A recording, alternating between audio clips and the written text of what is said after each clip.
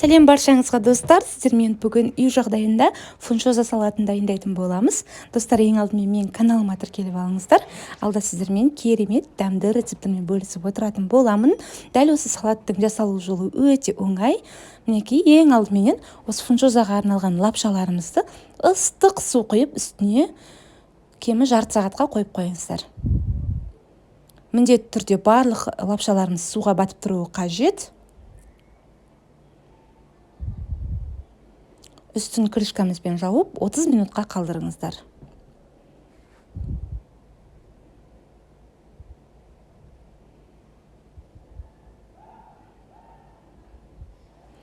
Ендігі кезекте достар, бетіндегі подливасына келетін болсақ, мен бұл жерде тауық етін қолдандым, төс етінен, және де барлығында соломка ет турап алыңыздар, және де сәбізімізді үкіштен өткіземіз, болгарскийіміз, қызыл бұрышымыз, және де чесногымыз. Қызып тұрған майымызға ең алдымен тауық етін қуырып алатын боламыз.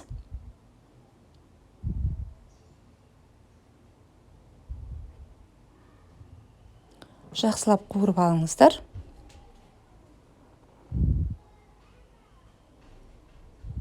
Татымына қарай тұз салдым үстіне, және де үстіне өз қалауларыңызша соевый соус қоссаңыздар да болады, қоспасаңыздар да болады. Менде кішкене етім жұмсақтау болсын деп, филе оның үстіне тез піседі, сонда да дәмді болсын деп, кішкене шамамен бір жарты шай ас қасықтай соевый соус қостым. Және де бетін жауып, баяу отта бұқтырып алдым. Көргендеріңіздей соясы тартылып кеткен. Енді тауық еттеріміз пісті. Шамамен 20 минут 30 минут арасында пісіріп алдым. Енді осы аралықта біз кішкене суынан сорғытып алыңыздар. Оның үстіне енді қалған майымызға сәбізімізді, және де үстіне қалған жаңағы көкөністеріміз, болгар бұрышын, тағы да. Мен осы орайда пияз қосуды, сіздерге пияз салуды ұмытып кетіппін. Және де бұған пияз қолдануға болады. Мен дәл қазір паприка қосып жүрдім, және де кішкене кориандр сеуіп алдым. Сонымен қатар осы кішкене қуырып тұрған болгар бұрышы мен сәбізіміздің үстіне міндетті түрде пияз салыңыздар. Мен жаңа видеода көрсетемін деп ұмытып кетіппін. Пияз міндетті түрде. Пияздың өзіндік дәмі бар бұл жерде. Пияз қолданғандарыңыз дұрыс. Енді үстіне аздап қана татымына қарай тұз салдым, және де чесноктарымызды салып, кішкене бұқтырып алатын боламыз. Қатты пісіріп жіберудің керегі жоқ. Мінекей уже дайын, қыздар. Енді кезекте мен піскен лапшаларымызды сүзіп, дайындап қойған болатынмын. Мінекей ең алдымен лапшамызды салып аламыз.